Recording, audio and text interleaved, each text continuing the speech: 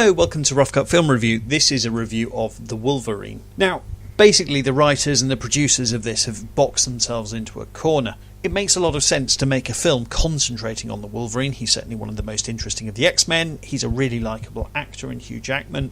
He's very popular, and the idea of him doing cool stuff with his claws and quipping and drinking and smoking cigars and being surly and miserable and turning people into Swiss cheese with his claws, that all sounds really good. Now, they've basically got two snags. Firstly, they've already done that with the Wolverine with what was basically a very poor film. They've milked this character for all the dollars he's worth. And the second problem that they've got is that the actor who plays the Wolverine, Hugh Jackman, is really, really good and pretty much irreplaceable. But he's significantly older than he was back in 2000 when he first donned the claws, and it's a character that's not supposed to age. So going back and doing an origin story with a clearly older man who is now probably, well into his 40s, and saying, oh, this is 18-year-old Wolverine, clearly isn't going to fly with audiences. And you can't really replace him because who's this young whippersnapper? That's not Hugh Jackman, that's not the Wolverine, because he is just so synonymous with Wolverine now. So they've got problems. So, story-wise, this is set after the exploits of the original X-Men trilogy, so that means, spoiler alert, Logan's sort of girlfriend, played by Famke Janssen, is still dead, but basically she's haunting him in his dreams. He's sleeping with bears in the wilderness of Alaska, and drinking and not washing, and,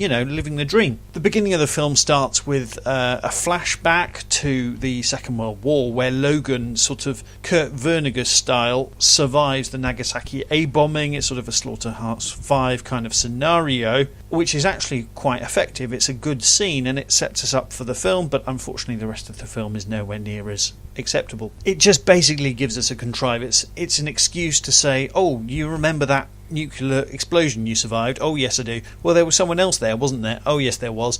You need to go back to Japan. Oh, okay. So it's an excuse to get this character Wolverine over to Japan, so theoretically we've got ninjas and samurai swords and robots and all this cool stuff. Or at least it should be cool, but it's really, really not. The whole way through I was really wondering quite how they managed to take such an interesting character and such a likeable actor and make such a relentlessly dull film. The cinematography and direction are weak, the film looks televisual despite its lavish budget, even the pickup shots look like they're shooting for a TV movie, and the special effects set pieces, apart from the initial one which I thought was really quite good, look like they haven't quite got that supercomputer that was used to make Pacific Rim. It's the sort of budget model that's a few years old and it doesn't impress. And I always think in this sort of scenario, if the special effects don't look good, you've got to tone them down a bit and make them a little bit less ambitious. And it's, Logan is placed much like the Karate Kid was years before. They've run out of ideas.